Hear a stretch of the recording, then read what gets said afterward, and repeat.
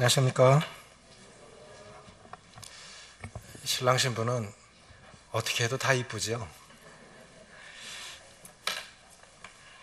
마태복음 22장 보시겠습니다.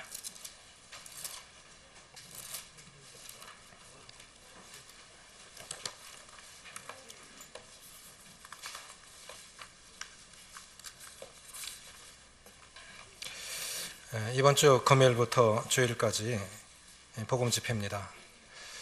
우리가 1년에 2번 특세를 하는데요. 정월 초 1월 1일부터 40일, 또 복음 집회 앞두고 하반기에 40일을 합니다. 새벽 기도가 계속 이어지고 있는데 하는 것만큼 유익인 것 같아요. 맛본 사람만 계속 맛보는 것 같고, 할 수 있으면 많은 분들이 그런 좀 맛을 봤으면 하는 이런 마음이 있습니다. 물론 거리상 여러 가지 이유로 지역에서도 하시고 집에서도 하시지만, 할 수 있다면 더불어서 교회 이름으로 모인 곳에서 함께 해보시면 이래서 모이는구나, 이래서 주님이 일찍 일어나셨구나, 그 능력은 경험하지 않으면 잘 모르리라고 생각이 되집니다. 이제 6일 남았습니다. 특세는 토요일까지 하겠습니다.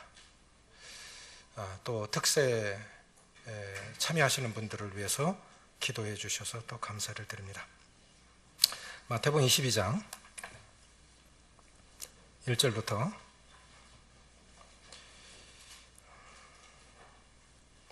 6절까지만 읽겠습니다. 시작. 예수께서 다시 비유로 대답하여 이르시되, 천국은 마치 자기 아들을 위하여 혼인잔치를 베푼 어떤 임금과 같으니, 그 종들을 보내어 그 청한 사람들 혼인잔치에 오라 하였더니 오기를 싫어하거늘 다시 다른 종들을 보내며 이르되, 청한 사람들의 이기를 내가 5천을 준비하되 나의 소와 살찐 짐승을 잡고 모든 것을 갖추었으니 혼인잔치에 오소서 하라 하였더니, 그들이 돌아보지도 않고 한 사람은 자기 밭으로 한 사람은 자기 사업하러 가고 그 남은 자들은 종들을 잡아 모욕하고 죽이니. 여기까지만 보겠습니다. 긴 절인데, 어떤 임금의 잔치라는 제목으로 말씀을 드리겠습니다. 주님이 참 비유로 말씀을 많이 하셨습니다. 그런데 그것이 주님의 지혜인 것 같고, 비유는 참 중요합니다. 비유를 이끌어서 하늘나라의 의미를 가진 이 땅의 이야기라고 그렇게 정의하고 있습니다. 비유가 뭐라고요? 하늘나라의 의미를 지닌 이 땅의 이야기, 그것이 비유입니다. 예를 들어서 지금 TV 모니터 보면 굉장히 얇지요. 그런데 그 텔레비전만 보면 얼마나 얇은지 실물을 안 보면 모릅니다. 그래서 그 옆에 담배도 지금 굉장히 얇아졌어요. 안 피시니 잘 모르죠. 담배 옛날에는 굵었는데 담배가 가느다란데, 그 화면 두께 옆에다가 담배를 딱 놓으면 저렇게 얇구나, 이게 비유로 알 수 있는 거예요. 오래전 일인데, 실제로 시동이 걸려서 가는 기관차인데, 기차인데, 이 객차까지 달려있는 기차인데, 시동 걸면 가요. 그런데 얼마나 작은지 아십니까? 호두 속에 들어가요. 호두 속에 들어가는 기관차가 간다고요. 그럼 얼마나 작게 만든 겁니까? 굉장히 작게 만든 거죠. 그러니까 호두와 그 기관차를 옆에 딱 나누면, 저걸 누가 만들었지? 저걸 어떻게 만들었지? 이렇게 이해가 가는 거예요. 비유란 바로 그런 겁니다. 천국은 마치 뭐뭇 같으니. 천국은 상상이 안 가는 거예요. 이 땅에 사는 사람들은 천국을 아무리 말해도 잘 모릅니다. 그러니까 예수님께서 천국은 뭐 같냐라고 설명을 하신 건데, 사실 천국은 하나님이 실제로 계신, 천국은 하늘 천자에다 나라 국자. 지난주 하나님의 나라 강의시간에 이제 말씀해 주셨죠? 천국, 곧 하나님의 나라. 천국은 하나님이 계신 하나님의 나라. 그러면 하나님이 통치하시는 나라, 실제로 하나님이 통치하시는, 하나님이 계신 실제적 공간, 또 하나님의 나라라고 하는 것은 하나님의 백성들이 있는 곳, 또 하나님 자체, 그것이 하나님의 나라입니다. 그러니까 예수님을 마음에 모셨다고 하는 건 이미 하나님의 나라가 시작된 거예요. 예수님을 만난 것이 천국의 시작입니다. 예수님을 만난 것이 천국을 경험하는 시작입니다. 그리고 우리가 복음 집회라고 하는 것은 사실 천국으로 초대한 겁니다. 뭘 초대한 거라고요? 예수님을 만난 것이 천국을 만난 거예요. 아멘이십니까? 하나님의 아들, 그분을 마음 가운데 모시고 사니까 예수님을 만난 것이 천국을 만난 것이고, 예수님을 경험하는 시작이 곧 천국을 경험하는 시작입니다. 그러니까 우리가 이 복음 집회를 단순하게 그냥 복음만 전하는 것으로 생각하시면 안 돼요. 복음 전하는 것은 천국을 소개하는 것입니다. 그럼 천국은 어떤 곳이어야 되겠습니까? 우리가 천국 잔치고 천국으로, 이 복음 집회에 초청한다고 하는 것은 천국으로 초청하는 것입니다. 그런데 각 나라의 대사관이 가 있죠. 그렇죠? 이번에 경로 캠프에 가서 이렇게 강사들 4명이 한 방을 썼는데, 거기 누가 계셨냐면 열린번 선교회 회장이신 박건식 형님이 계셨어요. 원당교회 사역하시죠. 근데 복음을 전하신 부산 남북의 윤경교 형제님이 박건식 형님이 윤경교 형제님한테 고맙습니다. 아예 뭘요? 물질을 보내주셔서 고맙습니다. 뭔 소리 했나? 자식 벌써 시집 장가 보낸 지가 언제인데 무슨 소리 하노다니. 열린번 선교회 회장이신 박건식 형님 아들이 남아프리카 공화국으로 선교사로 파송이 된 거예요. 난 박건식 형님 아들인지 몰랐어요. 원당교회 한 젊은 형제님이 어린아이들 데리고 남아프리카 공화국으로 파송된 건 공문으로 봤지만 박건식 형님 아들인지 모르는 거예요. 형님이 안 알린 거예요. 그래서 아는 사람들만 가서 파송식으로 했다는 겁니다. 그런데 남아프리카 공화국 만델라인가요? 넬슨 만델라? 그분이 대통령에서 참 유명했던 나라인데, 윤경규 형제님이 선교지에 다녀오셨는데 하시는 말씀이, 거기에 목숨 걸고 가는 데예요. 한 달에 총 맞아 죽는 사람 300명씩 나옵니다. 한 달 평균 총 맞아 죽는 사람이 300명씩 나오는 나라입니다. 거기에 내 아들이, 셋째 아들이 이제 4살인데 그 아들을 데리고 선교지를 가겠다는 거예요. 부모 마음이 어떻겠습니까? 어머니는 애간장이 타는 거예요. 꼭 가야 되냐? 이 아빠 연세도 많으신데 이 아빠 사역을 이어받으면 안 되냐? 말씀을 잘 전하시나 봐요. 그러니까 그 형제님 하시는 말씀이, 아들이, 아빠, 한국은 말씀이 넘쳐나요. 한국은 내 아니어도 교회마다 한국은 말씀 넘쳐나요. 복음 한 번도 못 들어본 나라, 한 번도 복음을 못 들은 그 사람들에게 전해야 되지 않겠습니까? 할 말 없잖아요. 할 말 없잖아요. 그런데 마음이 너무 아픈 거예요. 그런 동남아도 아니고 한 달에 총 맞아 죽는 사람이 300명씩 나오는 그 나라로 복음을 들고 간다고 하니까 부모 마음이 참 아픈 거예요. 자, 그러면 한번 생각해 보십시오. 내 자식이 만약에 복음을 들고 그런 나라로 간다면 어떻겠습니까? 우리는 지금 그런 복음 집회하는 거 아니잖아요. 우리는 이웃에게 전하는 거예요. 어려운 사람들에게 전하는 것도 아닙니다. 초청해서 비난받을 수도 있고 싫어할 수도 있죠. 자, 왜 이렇게 천국은 마치 어떤 임금이 아들 혼인잔치에 초청하는 것과 같은 그런 곳이다라고 비유로 말씀하셨을까요?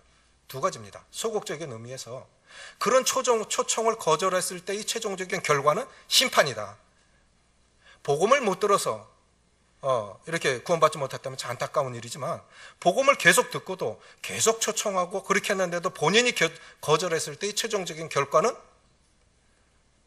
지옥 심판밖에 없죠. 2번째, 이건 소극적인 의미에서요. 적극적인 의미에서 하나님께서, 하나님의 아들, 여기서 이제 어떤 임금으로 비유된 분은 하나님이시고 아들이라고 비유된 분은 예수님이십니다. 그러면 예수 그리스도의 신부가 되기 위해서 교회를 불러내시는 건데, 이렇게 사람들을 초청하는 이유는 뭘까요? 복 주기 위해서 부르신 거예요. 그런데 많은 경우에 우리가 이제 예수 믿지 못하는 사람들, 어느덧 신앙생활하면서 우리는 하나님 믿는 사람으로 굳어져 가지고요, 하나님 믿는 사람 잘 이해 못합니다. 많은 경우에 어떻게 이해 못했냐?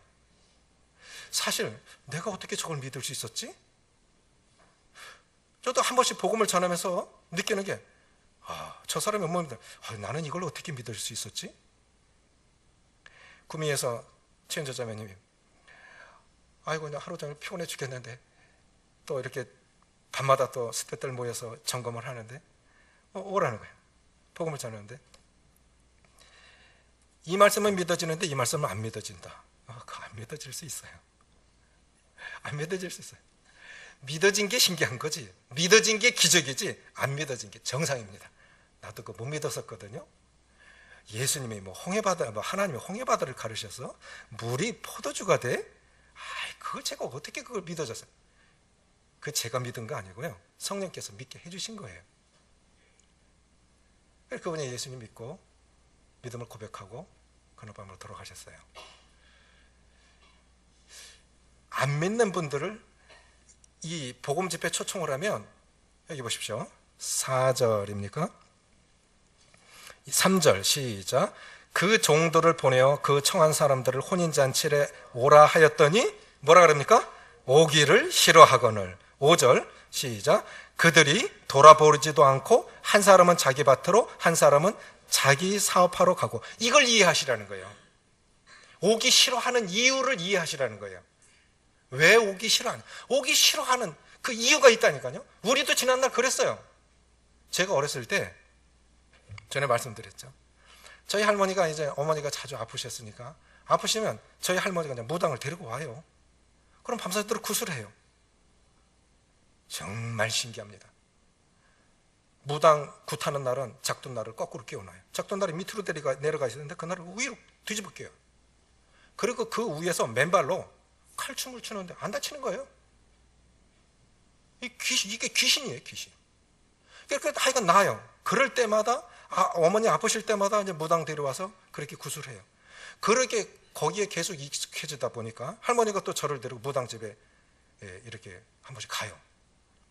양아들로 데려다 줬으니까 그 무당이 제 양엄마가 돼버린 거예요. 그 무당은 또 얼마나 된장국을 잘 끓이는지 굉장히 맛있어요.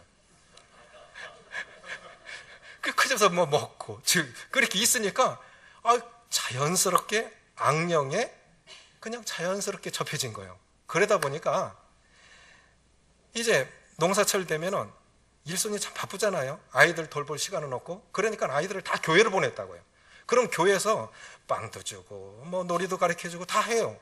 그럼 어린 아이들이 교회를 가줘야 부모가 일하는데 저는 안 간 거예요. 왜냐하면 교회가 그렇게 싫어요. 매를 맞아도 안 갔어요. 저는 정말 교회가 싫었어요. 무조건 싫어. 이유 없이 싫어. 그럼 매를 맞아도 안 갔어요. 그러니까 중학교가 미션 스쿨 아닙니까? 맥카피 선교사. 그때 거의 90% 이상이 다 거듭난 교사들이 우리를 가르친 거예요. 3년 동안 복음을 들었는데 외우도 외우죠. 하도 귀찮게 굴어갖고 거짓말로 간증을 했다니까요. 그래서 선생님 속아 넘어가더라고요. 수원으로 도망간 거예요. 고등학교 수원으로 갔으니까 이제 해방됐네. 그래서 자취로 들어간 집이 사역자 집이에요. 이제 됐다 하고 도망갔는데 어느 날 친구하고 자취를 하고 있는데 선배들이 들어오는 거예요. 웬걸? 보니까 거기가 사역하시는 형님 댁이에요. 제 발로 호랑이 굴로 들어간 거죠. 그래서 구원받았어요. 참, 이게 하나님의 섭리입니다. 안 믿어지는 것이, 예수 모르는 분들은 안 믿어지는 것이 정상입니다. 그것이 싫어지는 것이 정상입니다. 왜냐하면 그 인생의 주인이 달라요. 우리는 하나님이시지만 그분들의 인생의 주인은 악한 영이기 때문에 그것이 싫은 게 당연한 거예요. 오기 싫어지는 것이 당연한 겁니다. 그럼 어떻게 되냐? 우리는 윽박 지른다고. 너 그래도 지옥 가? 이렇게 막 윽박 지르잖아요? 그렇게 하시면 안 되는 거예요. 천국은 뭐 같다 했습니까? 복음 초청원 무슨 초청이라고요? 따라해보세요. 복음 집회 초청원. 천국 초청이다. 천국을 소개하셔야 돼요. 천국을 소개하셔야 돼요. 왜 사람들이 이런 복음을 듣기 싫어하고 신앙생활 하기를 싫어하느냐 하면 이제 교회 다니기 시작하면 나는 이제 즐길 수 있는 것도 못 즐기잖아. 손해의식 때문에 그래요. 신앙생활을 잘못 이해하고 있어요. 손해본다. 예수 믿으면 손해본다. 아이고 11조를 내? 그리고 술 담배도 못하잖아. 내 가고 싶은 거 못 가잖아. 지금은 건전한 이 스포츠가 됐지만요, 당구 치고 뭐 영화관을 가. 70년대 영화관 가면 출교시켰어요. 상상하시겠습니까? 사업하는 분이, 그분 술 안 마셨어요. 그런데 사업하는 분이 이렇게 술집에 갔다 와갖고 출교당한 분도 있어요. 그 시대는 그랬다니까요. 그래, 예수 믿는다? 그럼 세상 사람들과 완전 다른 삶을 산다는 것을 이해했기 때문에, 그건 못해. 그래, 천국을 잘못 이해하고 있는 거예요. 손해보는 거, 어쨌든, 이런 종교 생활, 억눌리는 거, 그거 하는 거로 이해하기 때문에 그래요. 천국은 어떤 곳입니까? 천국은 어떤 곳입니까? 자, 마태복음 11장 28절 보십시오.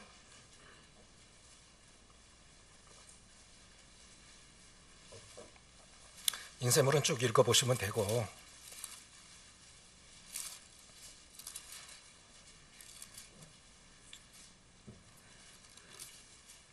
(28절) 29절 시작. 수고하고 무거운 짐진 자들아 다 내게로 오라. 내가 너희를 쉬게 하리라. 나는 마음이 온유하고 겸손하니 나의 멍에를 메고 내게 배우라. 그리하면 너희 마음이 쉼을 얻으리니. 수고의 짐 벗겨주시려고 천국으로 초청하신 겁니다. 인생은 태어났을 때부터 죽을 때까지 수고의 짐을 지고 갑니다. 인생이 무엇입니까? 하나님의 사람 모세의 기도에 보면 인생을 두 단어로 압축했습니다. 수고와 슬픔뿐인 인생. 평생 지고 가야 할 이 수고의 짐, 누가 내려줄 수 있습니까? 누가 이 수고의 짐을 내려줄 수 있습니까? 우리가 지고 가는 그 짐은 뭐죠? 가난의 짐, 질병의 짐, 걱정 근심의 짐, 관계 속에서 겪는 고통의 짐. 하루라도 마음 편할 날이 없어요. 그런데 예수님 안에 가면 내려놓을 수 있죠. 예수님이 우리에게 주신 것은 무엇입니까? 참 안식이가 하나 있습니다. 28절 다시 읽습니다. 시작. 수고하고 무거운 짐진 자들아 다 내게로 오라. 내가 너희를 쉬게 하리라. 진정한 쉼이, 진정한 안식은 예수님 만나야 끝납니다. 예수님 안에 참 안식이 있어요. 그 안식을 세상 어디에도 안식이 없죠. 그런데 중요한 것은 안식할 수 있는 바른 대상을 만나야 되는데 예수님 만나기 전까지는 참 안식이 없습니다. 그래서 복음 집회 초청하는 건 천국 초청이고, 그것은 죄의 짐 벗겨주고 우리에게 참 안식을 줄 수 있는 그런 분에게로 초청하는 거니까 참 좋은 것입니다. 다시 22장으로 와보십시오. 임금님이 준비한 그 잔치는 무엇이겠습니까? 4절 같이 읽습니다. 4절 시작. 다시 다른 종들을 보내며 이르되 청한 사람들에게 이르기를 내가 오찬을 준비하되 나의 소와 살찐 짐승을 잡고 모든 것을 갖추었으니 혼인잔치에 오소서 하라 하였더니. 여기 보십시오. 임금님이 어떤 잔치를 준비했죠? 소, 살찐 짐승, 그리고 모든 것을 갖추었다 했죠. 이것은 쉽게 말하면 값을 많이 지불하고 잔치를 준비한 겁니다. 바베티의 만찬 영화 보셨습니까? 서울 북부의 수양회 때 그걸 그 수양관에서 상영을 하던데, 제 둘째 사이는 테레비 없이 빔 프로젝트를 샀어요. 그러고 거실에 이렇게 스크린 하나 내려놓고 그거 쏘고 때로 명화, 영화 이런 거 보더라고요. 또 자기 사진 이렇게 비춰보고 거기 가서 바베티의 만찬을 봤는데, 바베티의 만찬에 보면 이 주인공이 어마어마한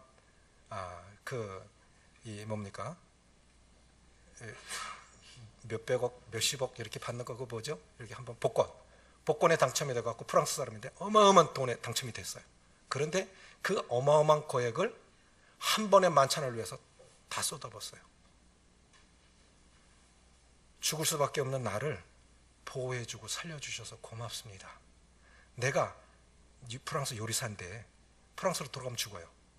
나를 보호해주고 나를 지켜주는 거 참 감사해서 내가 할 수 있는 것으로 당신의 교회 사람들을, 목사님 돌아가셨는데 목사님이 섬기셨던 교인들을 내가 한번 섬기고 싶습니다. 그래서 그 어마어마한 보험금을 거북이 요리, 삭스핀 이런 거로 해서 한 번에 요리를 해서 평생 그들이 처음 먹어본 거예요. 그렇게 대접을 해요. 어마어마한 값을 지불하고 우리가 생각하면 상상할 수 없는 일이죠. 그럼 한번 생각해 보세요. 하나님 우리 천국 초청하려고 어떤 값을 지불해 주셨습니까? 어떤 값을 지불해 주셨죠? 남의 자식 살리려고 내 자식 죽이는 사람이 있습니까? 저는 지구상에 없다고 봐요. 나를 위해서 죽을 수 있는 사람도 없고 나도 누구를 위해서 죽을 수 있는 사람이 아닙니다. 남의 자식 살리자고 내 자식 죽일 수 있는 사람은 아마 없을 거예요. 그런데 하나님께서 당신의 사랑하는 아들을 십자가에 내놓으시고 죄 없으신 예수님이 이 죄 많은 인생들 지옥 가지 말고 천국 가라고 당신의 아들을 죽여서 우리를 구원해 주시고 천국 문을 열어주신 이 초청 집회. 그래서 우리가 이제 죄인이 아니고 죄인이 의인 돼서 천국 가라고 허락하신 그 은혜, 그거 전하는 것이 이게 복음 집회입니다. 우리는 복음, 이 신앙이라는 걸 세상 사람들은 잘못 이해하고 있어요. 그래서 좋은 걸 소개해 줘야 됩니다. 내가 온전하지 않지만 여전히 부족하지만 내가 예수님 믿어서 참 행복하다. 세상이 줄 수 없는 기쁨이 있다. 걱정 근심이 없는 게 아니라 그 걱정 근심 속에서도 참 평안이 있고 세상이 줄 수 없는 기쁨이 있고 하늘 소망이 있다. 이 가지면 가질수록 더 갖고 싶은 것이 욕심 아니겠습니까? 그렇지 않습니까? 없는 사람은 시골도 보세요. 시골에 한번 가보면요, 없을 때는 다 나눴어요. 근데 시골 사람은 땅값이 올라서요 부자예요. 그런데 옛날 시골이 아니에요. 오히려 도시가 더 나아요. 도시 사람은 상식도 통하고 나눌 줄도 아는데 시골은 완전히 황폐해졌어요. 돈 맛을 아니까 사람이 바뀌는 거예요. 그런데 예수님 안에서 만족할 수 없는 이 우리의 기쁨을 앗아가는 여러 이유 중에 하나가 뭐냐면 만족을 모르는 욕심 때문에 그렇습니다. 그런데 예수님으로 만족할 수 있다면 정말 이 땅이 천국이 아니겠습니까? 예수님 안에 있는 것이 천국이 아니겠습니까? 그런 것들 소개하는 것이 복음 집회라는 거죠. 그런데 초대받은 사람들이 오기를 싫어해요. 왜 오기를 싫어할까요? 그 애플폰에 보면 그 무슨 마크 그려져 있죠? 사과 한 입 비워 먹은 그거 그려져 있죠? 그래서 사람들은 그거를 선악과라고 그래요. 선악과 하나 손에 다 사탄이 선악과 하나씩 다 손에 들려줘서 하나님 안 믿고 이것만 믿고 따라다니라고 그렇게 한 거라고 그렇게 비유들을 해요. 근데 보십시오. 아담이 선악과 따먹을 때 보암직스럽고 먹음직스럽고 지혜롭게 할 만큼 탐스럽다고 했습니다. 하나님의 말씀이 떠나가니까 그것이 보여진 거예요. 근데 야고보서 2장 15절에 보면 이 세상을 사랑하는 육신의 정욕과 안목의 정욕과 이생의 자랑, 그것이 인간이 추구하는 목표입니다. 육신의 정욕과 안목의 정욕과 이생의 자랑. 그런데 그 육신의 정욕이 뭐냐면 육신을 즐겁게 하는 본성들이에요. 왜 교회 오기 싫어하고 왜 예수님 믿기 싫어하는지 아십니까? 육신의 본성이 하나님 믿는 것보다 더 좋은 거예요. 본성을 추구하고 본성대로 살고 싶은 거예요. 그 기쁨이 더 좋은 겁니다. 대표적인 것들로 식욕, 성욕이에요. 맛집 찾아서는 암만 거리가 멀어도 가지요. 그런데 복음 집회에 초청하면 잘 옵니까? 그게 더 좋은 거예요. 식욕, 성욕. 육신의 본성. 두 번째는 뭐냐면 안목의 정욕. 이게 갖고 싶은 소유욕입니다. 갖고 싶은 소유욕. 요즘은, 그래 옛날에는 교회가 줄 것이 참 많았어요.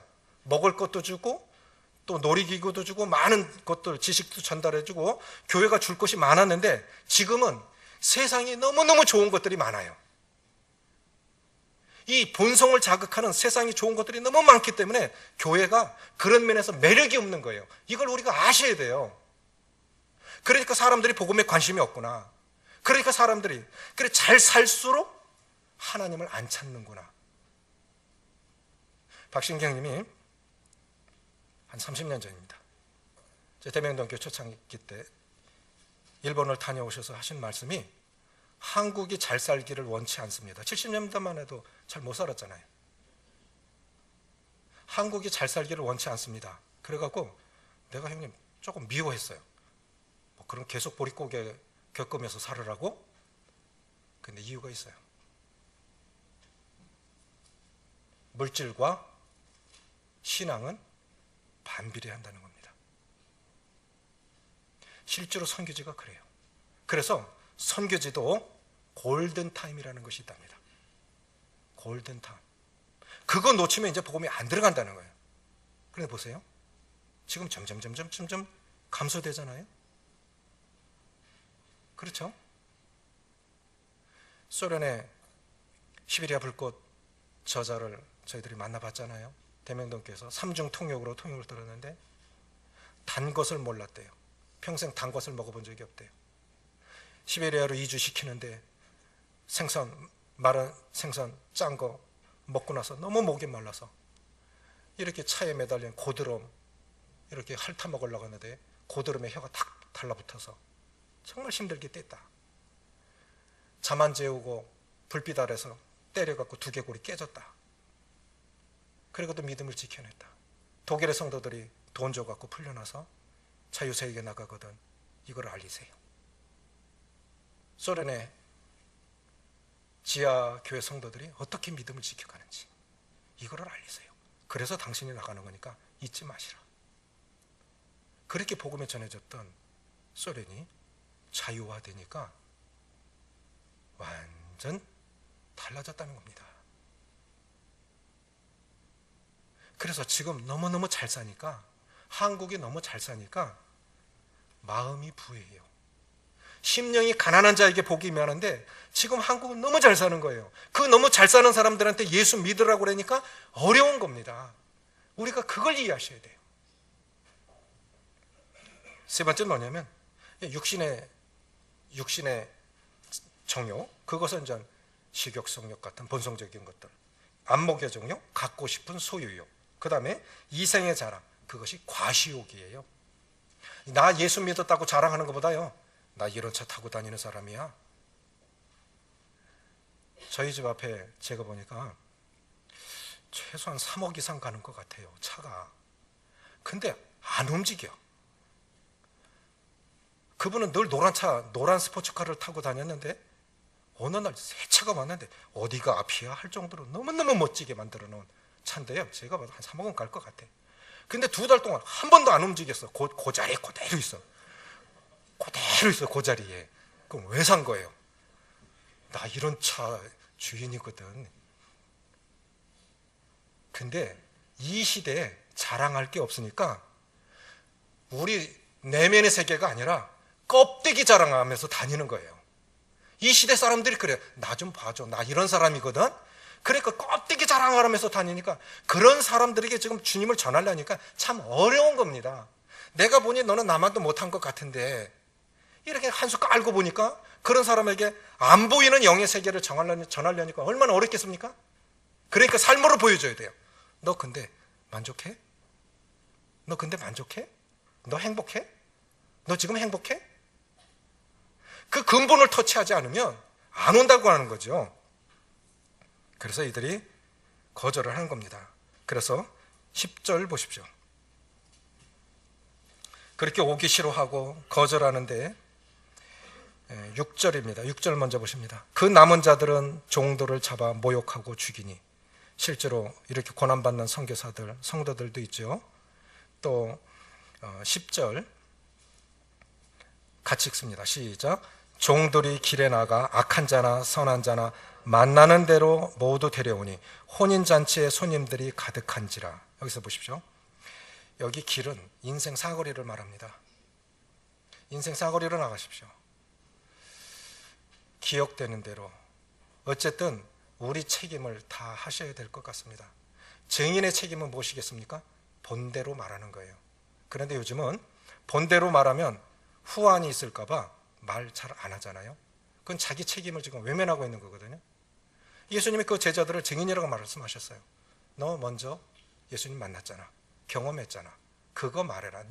너의 삶 자체가 증인이니까 이제부터 나가라. 그렇게 말씀을 하신 거죠. 그래서 급하게 초대받은 사람들이 인생 사거리로 나갑니다.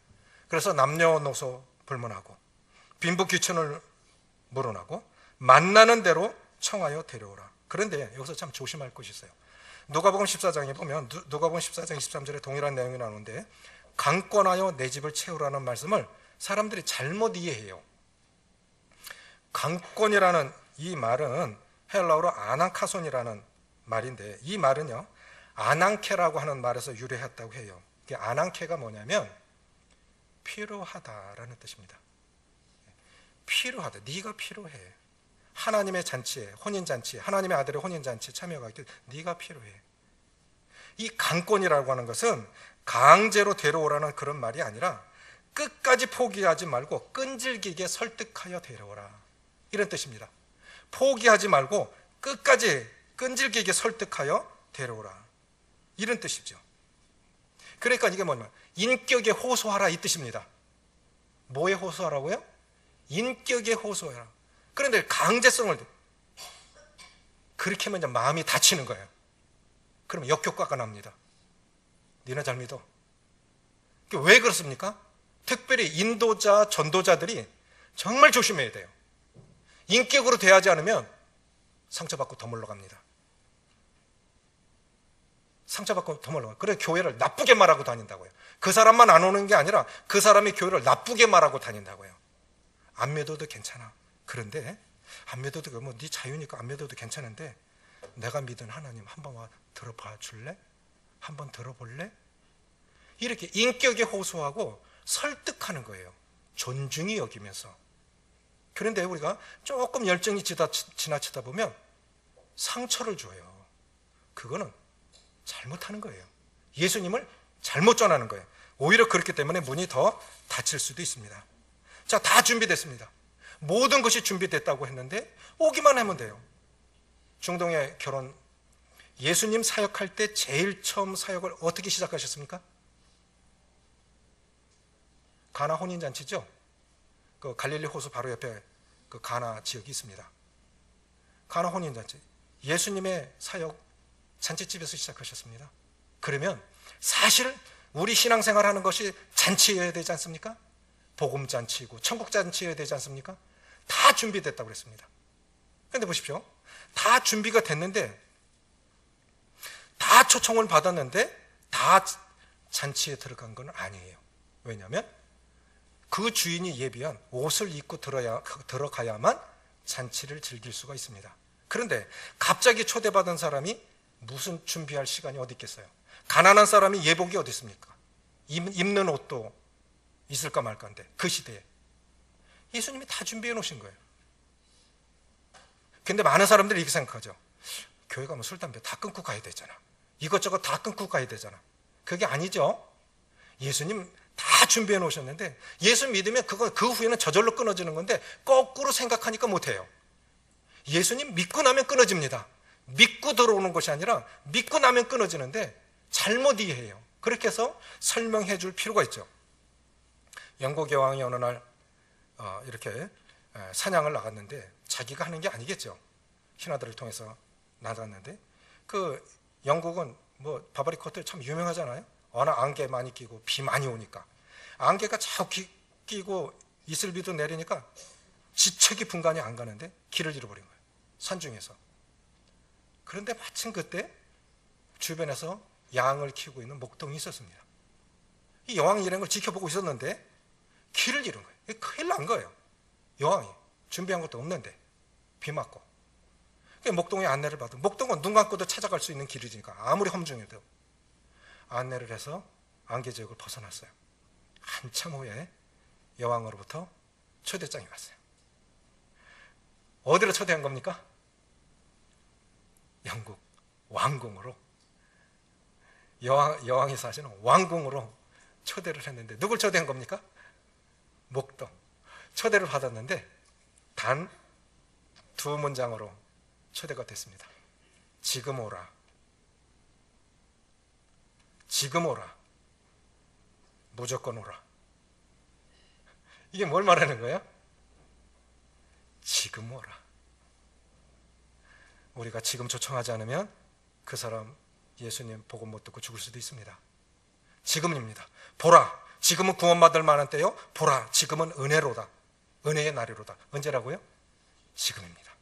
지금 오라. 무조건 오라. 그러면 왕궁에 그런 몰골로 그런 목동을 잔치상에 앉히겠습니까? 완전히 씻기고 옷 갈아입히고 재봉사 벌써 준비 다 해놨겠죠. 색깔이 입혀서 함께 즐기게 하겠죠. 예수님이 벌써 구원의 옷까지 다 준비해놓고 와서 즐기기만 하는데 이거를 모르는 거예요. 그러니까 이미 우리가 경험한 사람들은 참 안타깝잖아요. 그래서 그렇게 설명해 주라는 겁니다. 다 준비됐습니다. 소도 잡고 짐승도 잡고 온갖 것 다 준비됐으니까 그냥 와 보십시오. 기만 열어주세요. 참석하셔서 기만 열어주세요. 안 믿어도 괜찮습니다. 기만 열어주세요. 그렇게 인격의 호소에서 설득하셔서 주님의 집을 채우셔서 강권하여 내 집을 채워라. 이것은 인격적으로 호소해서 끝까지 포기하지 말고 잘 설득해서 주님의 집을 채워가라, 이 뜻입니다. 이번 복음 집회가 그래서 40일간 우리가 특세를 하고 있는데 어떤 기적을 주실는지 모르겠어요. 정말 저는 하나님 기도를 들으신다고 믿습니다. 어떻게 응답하실는지 모르겠어요.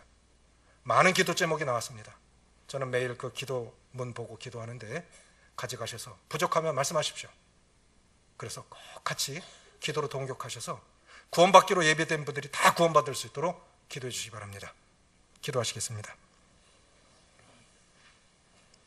아버지 하나님, 한 생명의 가치를 천하보다 귀하게 여기셨는데 그것이 다른 사람 아닌 저 자신이고 우리들인데 천하를 다 가져도 만족이 되지 않는 헛되고 헛된 인생 속에 주님을 만난 것이 얼마나 큰 축복인지, 결국 인생은 수고와 슬픔밖에 없는데 저희들 복 주시려고, 이 망할 인생 구원해 주시려고 죄 없으신 주님이 죄가 되셔서 십자가에 죽으시고 그 보혈의 공로로 우리를 구원해 주셔서 천국에 예수님을 만난 것이 천국을 만난 것이 되고 예수님의 이 하나님을 알아가고 이 땅에서 천국을 경험하는 은혜가 임하게 해주신 것 참 감사를 드렸고, 우리 자신의 가치보다 하나님 안에서의 우리의 가치, 우리 말이 아닌 하나님의 생명의 복음을 듣지 못해서 망하는 이들 없도록 기도하는 이들, 기도하고 하나님 앞에 아뢰었던 그 영혼들, 이웃들 다 초청받아